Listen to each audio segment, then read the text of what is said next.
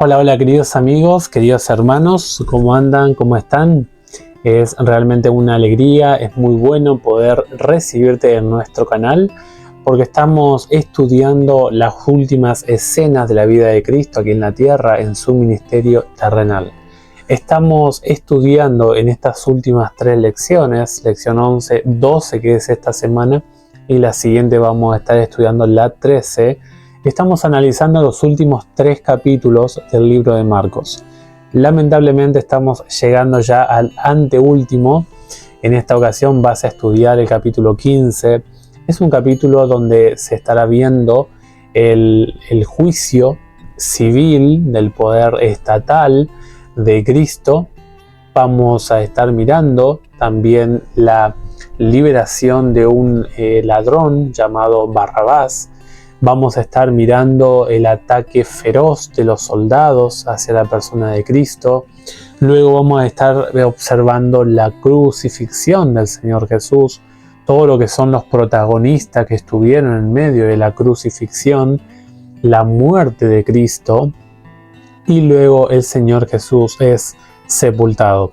Ya en Marcos 16 vamos a estar viendo la resurrección y los últimos encuentros de Cristo con sus apóstoles antes de ascender al trono de los cielos. Así que te invitamos a que en esta semana puedas estudiar, puedas reflexionar en el capítulo 15 del Evangelio de Marcos. Vamos a estar mirando y observando algunos aspectos. Como siempre te decimos, estos estudios no son abarcativos, no son definitivos, sino que son motivacionales, son adicionales a tu estudio personal. Esto no reemplaza a tu estudio personal, pero sí es de ayuda para la lección, en tu estudio semanal. Seguramente que lo harás en tus tiempos personales. Vamos a orar y vamos a pedirle a Dios que Él nos acompañe. Nuestro Padre Celestial, te damos gracias porque podemos estar disfrutando de un tema tan sublime como lo es el capítulo 15 del Evangelio de Marcos.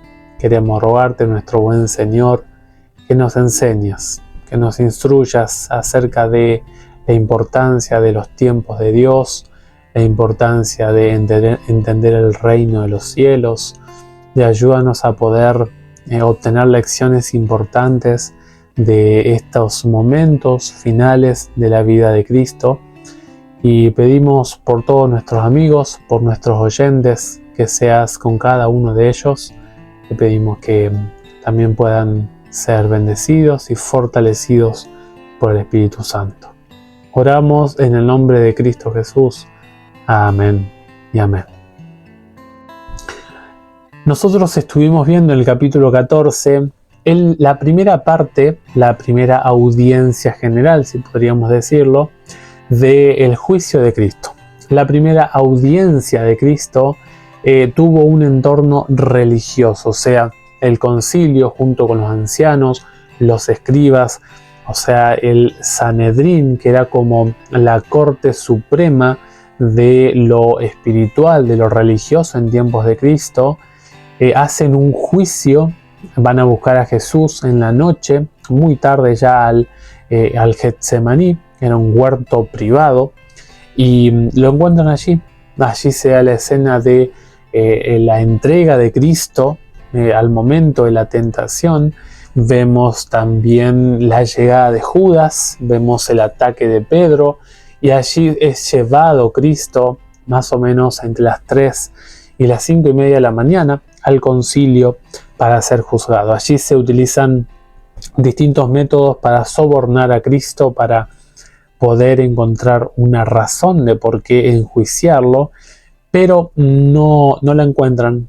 Finalmente lo que hacen es el sumo sacerdote toma a Cristo y lo pone ante el tribunal de Dios, exigiéndole que Jesús dé una respuesta. Y Jesús dice: yo soy.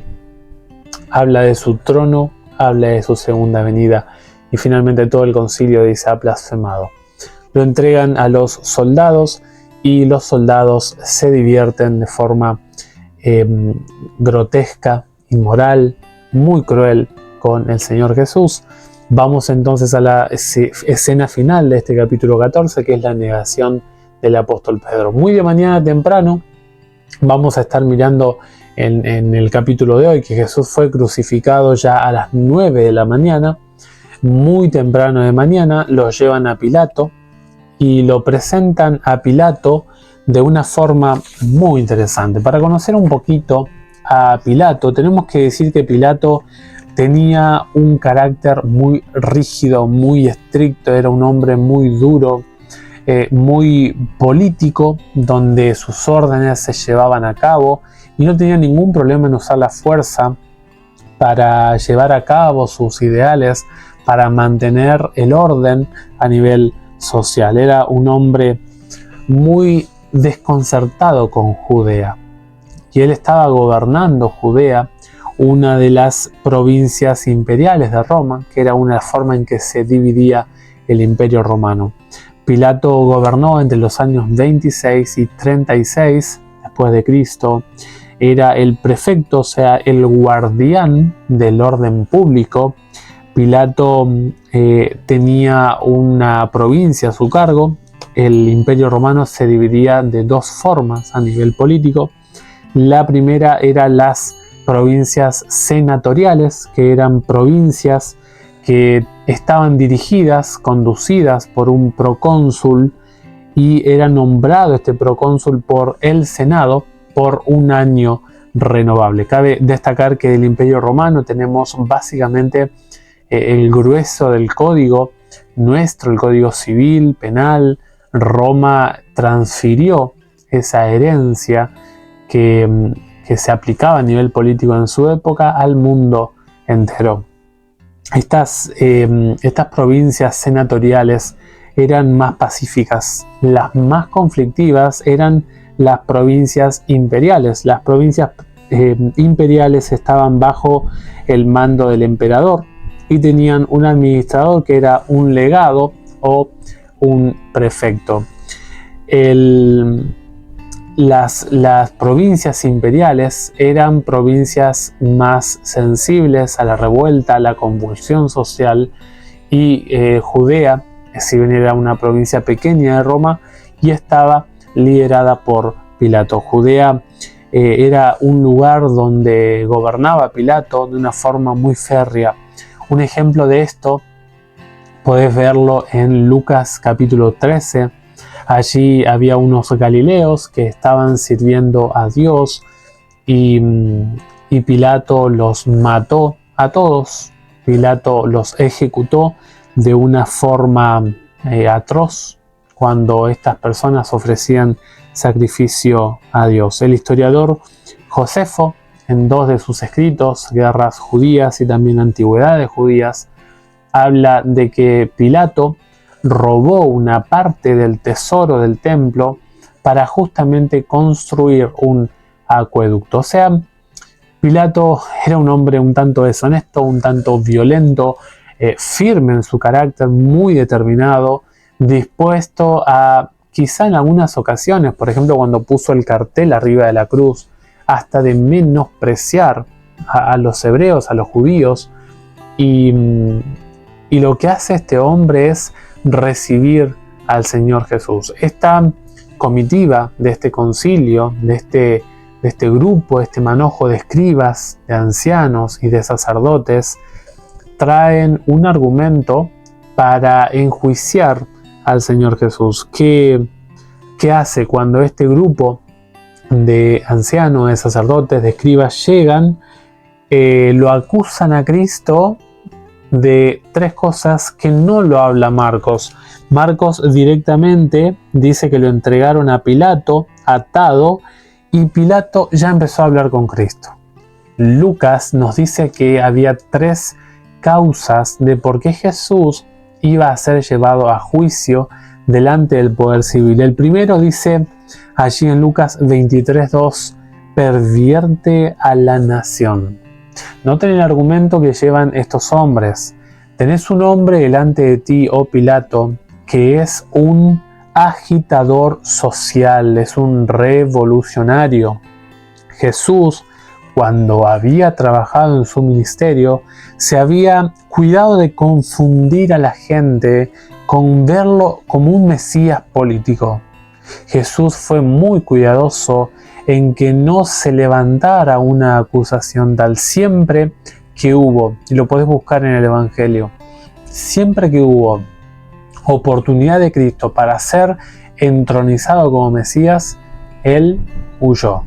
Jesús nunca quiso pervertir a la nación hebrea, ni obviamente al Imperio Romano. Luego dice el versículo 2, prohíbe dar tributo al César. 3 días antes, al Señor Jesús le habían preguntado los saduceos si era bueno, era correcto darle al César tributo. Y Jesús dijo, miren, no hay que mezclar iglesia y Estado. La iglesia y el Estado deben estar totalmente separados. Jamás debiera el Estado servir a la iglesia, ni la iglesia servir al Estado. Jesús dijo, dar al César lo que es del César. Encárgate de los asuntos políticos, civiles, y separa los asuntos de Dios. Dad a Dios lo que es de Dios.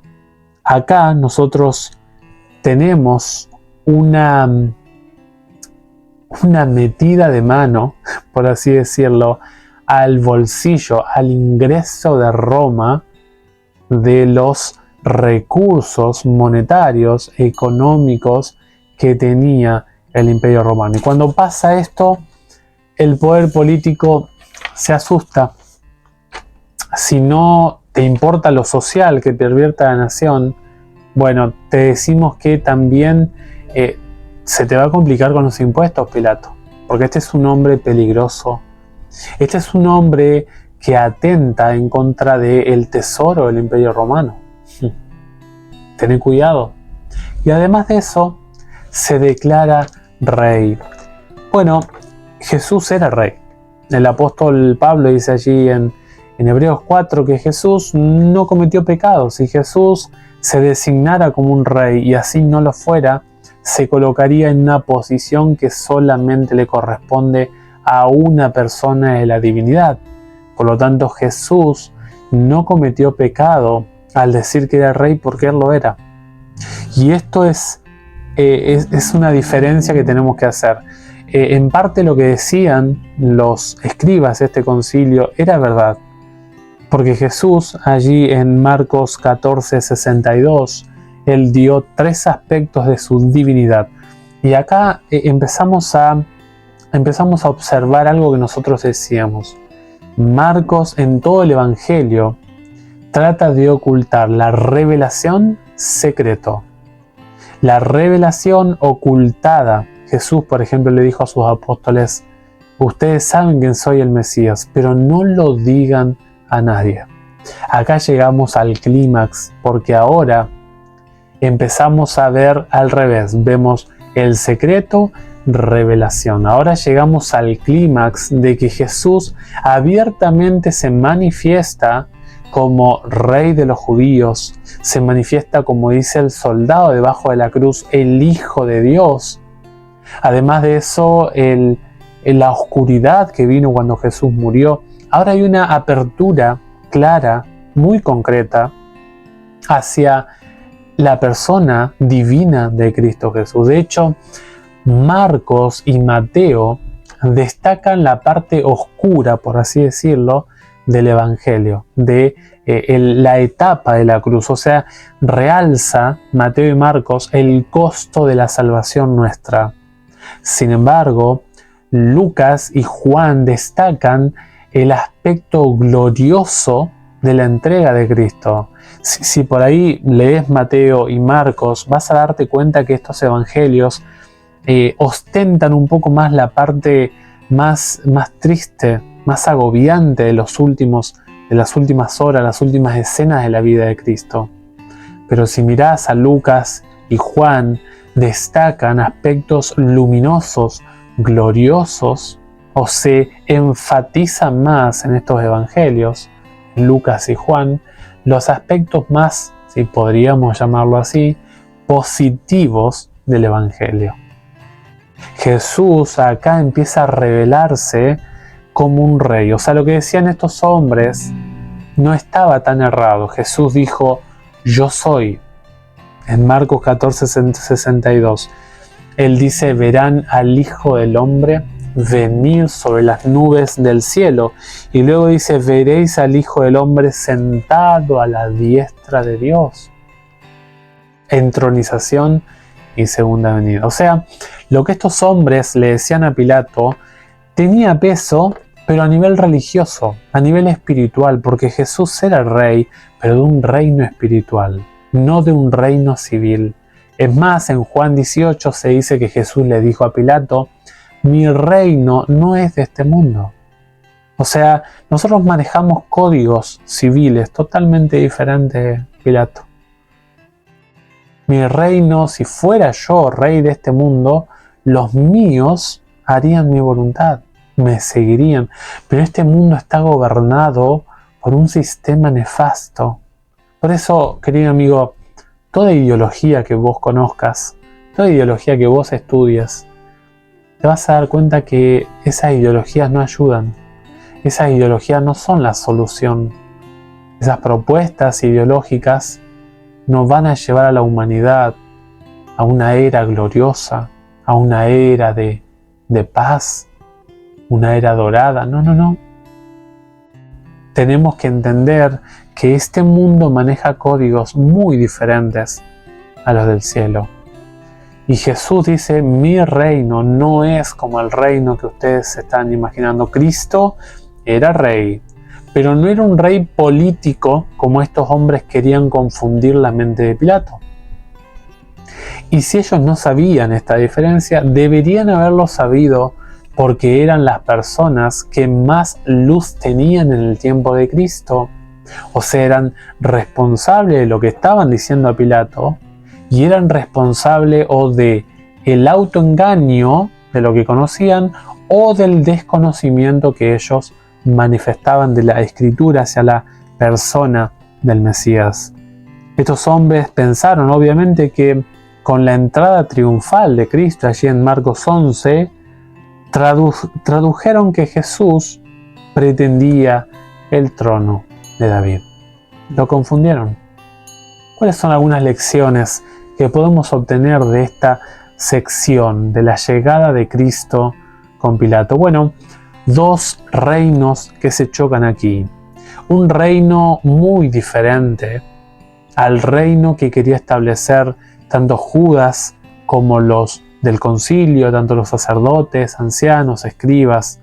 Dos reinos muy diferentes, con una identidad muy distinta. Un reino donde se ejercía la violencia, un reino donde se asfixiaba la libertad del otro, donde se basaba en la mentira. Y el reino de Cristo, donde la verdad es la base, el sustento del gobierno de Cristo. Oh querido amigo, si en este mundo no eres feliz, si no te sientes ciudadano, si te sientes, como dicen por ahí, sapo de otro pozo, Jesús nos da el porqué acá. Porque el cristiano, querido amigo, vive en un mundo donde no se manejan sus códigos morales, donde los códigos de Dios son contrarios a lo que el mundo maneja.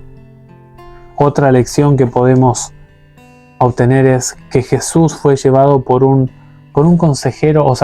consejo mentiroso y fue llevado ante un político que se le acabaron las ideas diplomáticas. A Pilato se le quemaron los papeles.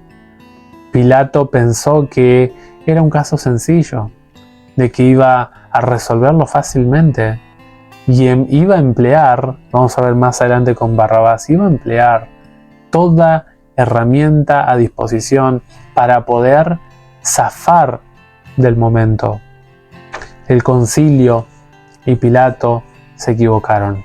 Jesús era rey. Jesús es el rey. Y Jesús merece homenaje y adoración. Jesús es el Mesías. La condena por sedición que se le decía a Cristo, este va a desordenar, va a pervertir a la nación, era mentira. porque Jesús lo único que merecía era adoración y honor, homenaje, como el verdadero Mesías y Rey que era. Y después, la ironía. El autor de la escuela sabática dice que hay 3 elementos que componen una ironía. Él dice que el primer punto es 2 niveles de significado. El segundo punto es los 2 niveles están en conflicto o contrastan uno con otro. Y el tercer punto es alguien no percibe la ironía, no reconoce lo que está sucediendo y no sabe no sabe que él o ella es quien sufrirá las consecuencias. Es una ironía lo que está pasando acá. ¿Cuál es la ironía? Es que el poder civil, la autoridad civil, nota a Jesús inocente. Vamos a ver más adelante, allí en el versículo 10, dice: Pilato sabía que por envidia lo habían entregado los principales sacerdotes. O sea, el poder civil fue consciente de la inocencia de Cristo. Y el cuerpo religioso de la época consideró culpable al Mesías. Qué ironía, ¿no? Qué ironía, qué contradicción. Ojalá que estas lecciones nos ayuden a pensar en esta historia. Vamos a hablar un poquito de Barrabás. Había una costumbre en la época de soltar a un prisionero. Y Pilato, como vio que la situación se le estaba yendo de las manos, no solamente que Jesús no hablaba, no solamente que había argumentos sólidos para condenar a Cristo, no solo que los del concilio manejaban muy bien la parte argumentativa, tenían argumentos sólidos, sino que además dice la Biblia que la mujer de Pilato le dijo por carta: no tengas nada que ver con la vida de este justo. Anoche soñé con él y es justo. No tengas nada que ver con este hombre. Y el contexto de la multitud airada empezó a hacer de Pilato un hombre confundido. A tal punto que Marcos nos dice que Pilato empezó a pensar la posibilidad de darles al peor ladrón de la época. Fíjate lo que dice Marcos acerca de Barrabás. Barrabás, el nombre de Barrabás es hijo del Padre. Hijo del Padre. Este hombre, ladrón, ahora vamos a ver 3 características de él, ¿no? Este hombre nefasto, de un antecedente oscuro. Nosotros vamos a estar viendo que él también recibió la oportunidad de ser reemplazado por Cristo. Dice Marcos en el versículo 7, había uno que se llamaba Barrabás, preso con sus compañeros de motín, que habían cometido homicidio en una revuelta. Fíjate las 3 características. Primeramente dice preso. Era un hombre que había perdido la libertad. Este hombre tenía o manejaba una banda criminal. Dice el versículo 7, con sus compañeros de motín. Algunos creen que pertenecían a la secta de los celotes. Y hasta creemos que algunos autores creen, que algunos teólogos, que los 2 ladrones que fueron crucificados con Cristo pertenecían a la banda criminal también de Barrabás. Y no solamente eso, dice que habían cometido homicidio en una revuelta. O sea, Barrabás había matado. Barrabás había quitado la vida de alguien. Y este era las características de este hombre. La vida de este hombre estaba manchada por la violencia, por la sedición y también por la muerte. Había derramado sangre. Y sabes que empezó a haber una revuelta allí, porque ahora la multitud fue incentivada por los líderes para que aclamara y pidiera, por un lado, la liberación de este hombre y por el otro lado, la crucifixión de Cristo Jesús. ¿Sabes? Barrabás, como dice cierto autor, Barrabás es el único que puede decir que Jesús lo reemplazó físicamente, pero espiritualmente todos somos un Barrabás. Según la Biblia no hay nadie bueno en esta tierra. La gente cree que hay gente más mala que uno, pero para Dios todos estamos sucios moralmente hablando. Todos hemos transgredido la ley de Dios. No hay justo ni aun uno, dice el apóstol Pablo en Romanos 3. Todos a una han cometido pecado. Todos estamos destituidos de la gloria de Dios. Nosotros no podemos reclamar absolutamente nada ante Dios. Todos somos Barrabás. Los sacerdotes, dice el versículo 11, incitaron a la multitud. Nuevamente, otra presión social que recibió Pilato. Y Pilato dice, otra vez, ya aquí Pilato estaba asustado. ¿Qué pues queréis que haga con el que llamáis rey de los judíos? Y se enardeció el espíritu de la multitud. Y ellos gritaron, crucifícalo.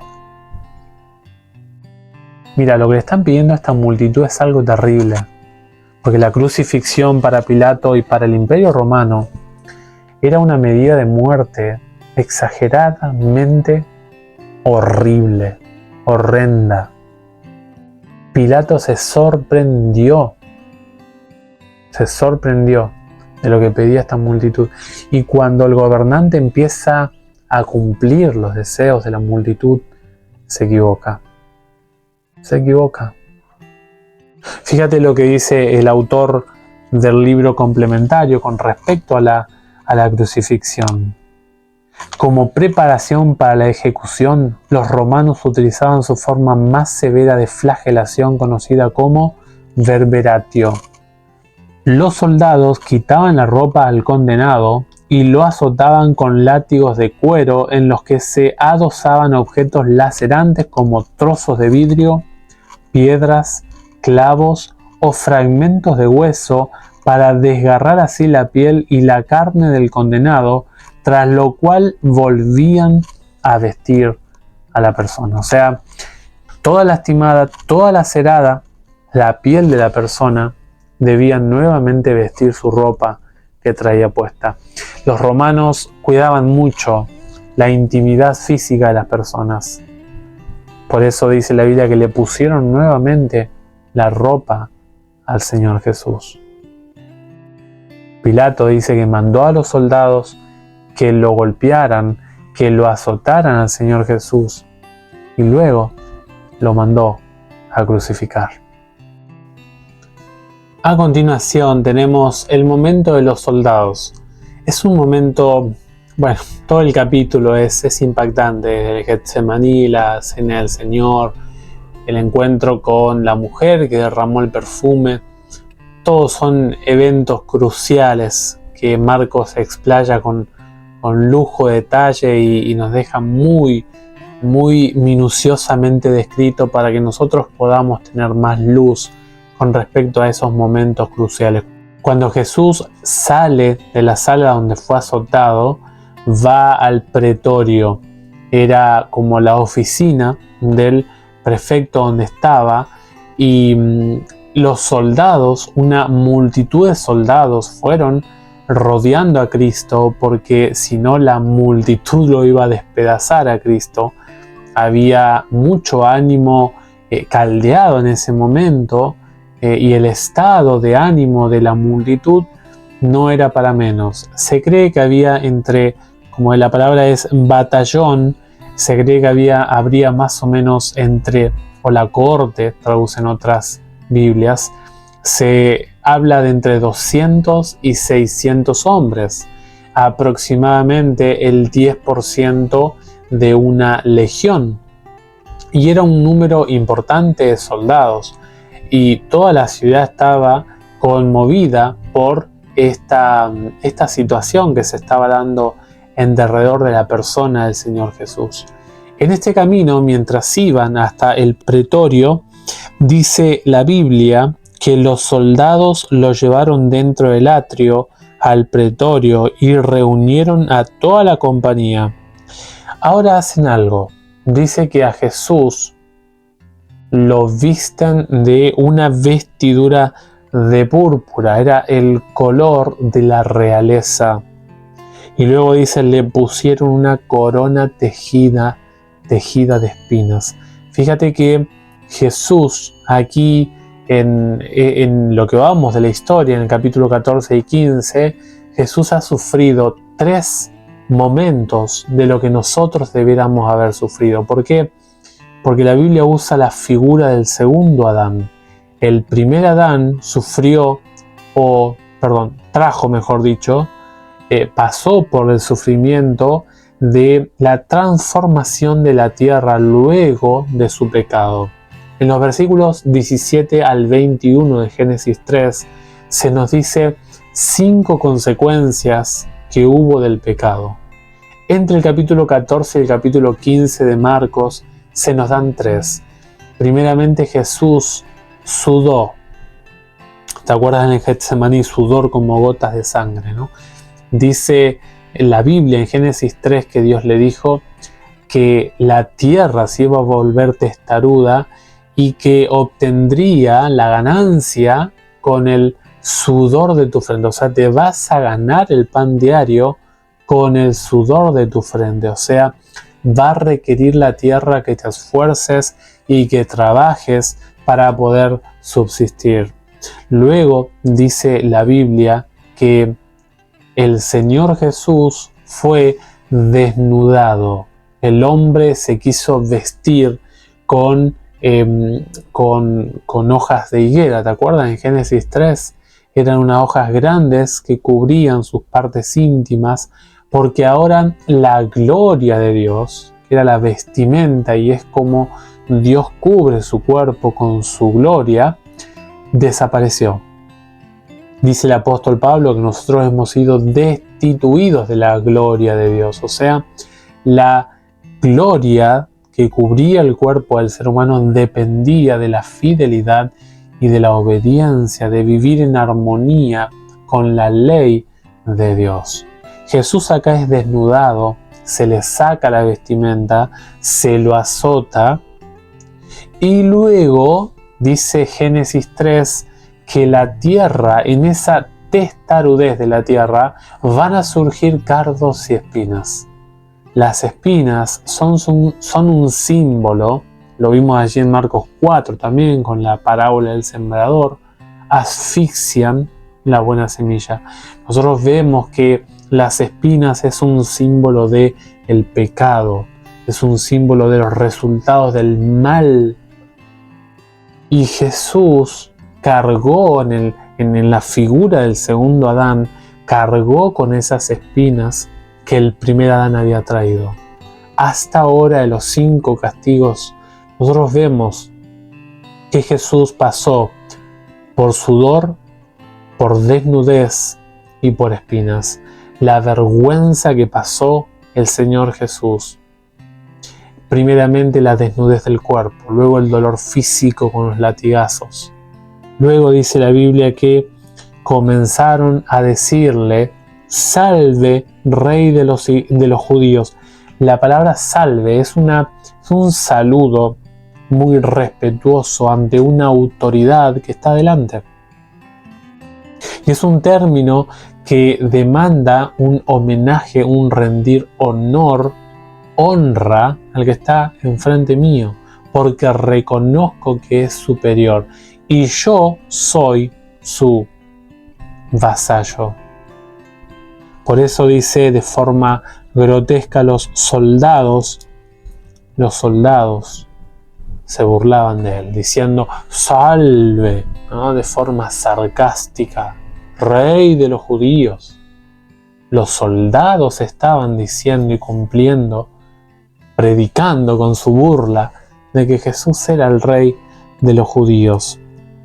le golpeaban la cabeza con una caña, lo escupían y puestos de rodillas le hacían reverencias. Después de haberse burlado de él, le quitaron la púrpura, le pusieron sus propios vestidos y lo sacaron para crucificarlo. Séneca, un escritor, dice que mucha gente se suicidaba, preferían el suicidio antes que ser crucificado. Jesús tenía que morir de la forma más vergonzosa, porque recuerda que Dios está descargando toda la justicia, toda la ira, toda la copa de la ira de Dios en Jesús. El Hijo de Dios te reemplazó a ti. El Hijo de Dios reemplazó a Barrabás. El Hijo de Dios reemplazó a cada uno de nosotros en estos terribles sufrimientos que estaba pasando. Me preguntaba yo, ¿cómo aguantó Cristo? ¿Cómo aguantó el Señor Jesús todo esto? Bueno, el apóstol Pedro nos deja muy en claro por qué Jesús ganó. Nosotros somos llamados, queridos hermanos, a vivir, a pasar por lo que Cristo pasó. Fíjate lo que dice allá 1 de Pedro 2, versículo 20 hasta el 25. Dice, ¿qué mérito tiene el soportar que os abofeteen si habéis pecado? O sea, si cometiste un mal, si cometiste pecado y te abofetean por eso, está bien, es tu consecuencia. Dice, pero si por hacer lo que es bueno sufrís y lo soportáis, no solamente sufrís, sino que pasás el momento de la angustia, esto es ciertamente aprobado delante de Dios.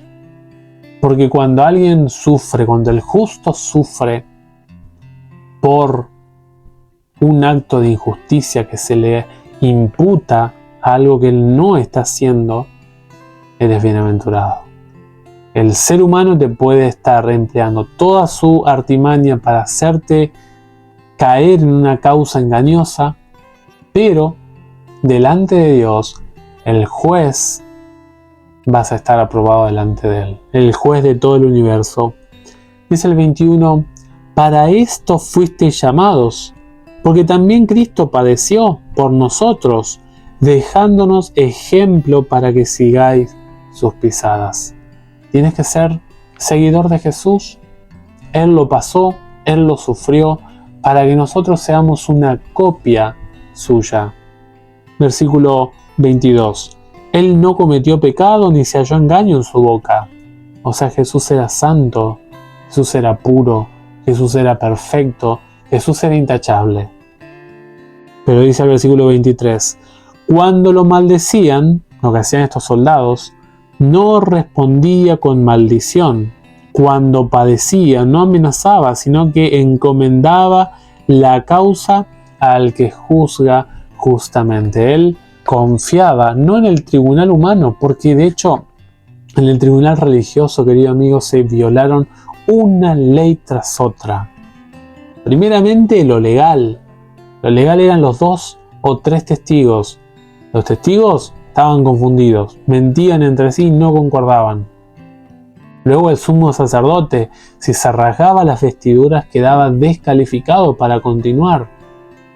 O sea, se infringió leyes. Y luego cuando llevan delante de Pilato, mienten en 2 de las acusaciones. Y la tercera, que era un rey, era parcialmente verdad, mezclando lo político con lo religioso. Esto dice el apóstol Pedro. Cuando lo maldecían no respondía con maldición. Cuando padecía no amenazaba, sino que encomendaba la causa al que juzga justamente. Yo sé que este mundo no va a ser justo. No esperes de que en este mundo haya justicia. No tomes por tu mano justicia propia. No hagas justicia propia. Encomienda la causa de aquel que juzga justamente. Él mismo llevó nuestros pecados en su cuerpo sobre el madero, para que nosotros, estando muertos a los pecados, vivamos a la justicia. ¡Qué texto! Querido amigo, Jesús es nuestra justicia. Jesús estaba representándote delante de Pilato. Jesús estaba ante Herodes. Jesús estaba ante el concilio, ante los escribas, ante los ancianos. Jesús, justicia mía. Jesús, justicia tuya. Por su herida habéis sido sanado. Dios reemplazó lo que nosotros debíamos haber sufrido en el sufrimiento del Señor Jesús.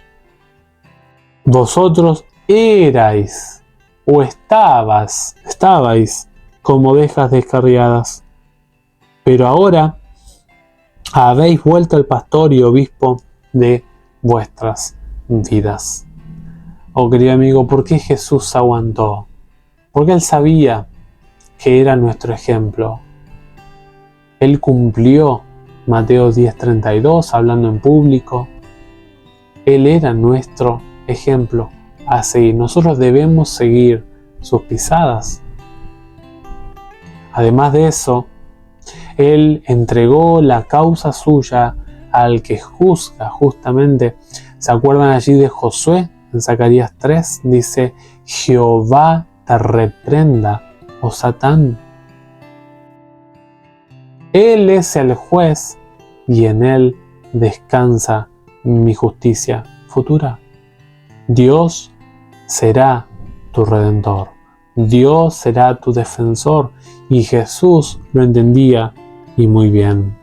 La tercera cosa que dice el apóstol Pedro es: para que la justicia de Dios se te impute a ti, porque tú y yo estábamos totalmente siendo injustos ante Dios, y para que tengas paz. Dice el apóstol Pablo allí en Romanos 5:1: justificados, pues tenemos paz para con Dios. El ser justificado significa entregar un argumento sólido para quedar bien con la ley. Nada ni nadie de nosotros podríamos ofrecer a la ley nada, no podíamos ofrecerle nada a la ley. Por eso Cristo es nuestra justicia, como dice el apóstol Pedro.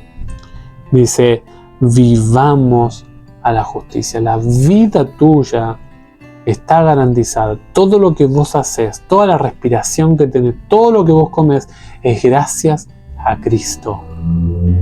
Por Él nosotros vivimos, por Él existimos y por Él somos. Querido amigo, que estos momentos de la vida de Cristo sean de bendición para tu vida.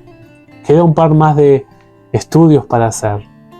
Queda el momento de la crucifixión, la muerte de Cristo y su sepultura. Ojalá que podamos seguir meditando en estos pasajes que te enriquezcan en tu vida espiritual, que puedas meditar y reflexionar en cada uno de estos momentos, de los últimos momentos de la vida del Señor Jesús. Nos vemos, si el Señor lo permite, en otro videito. Chau, chau, bendiciones.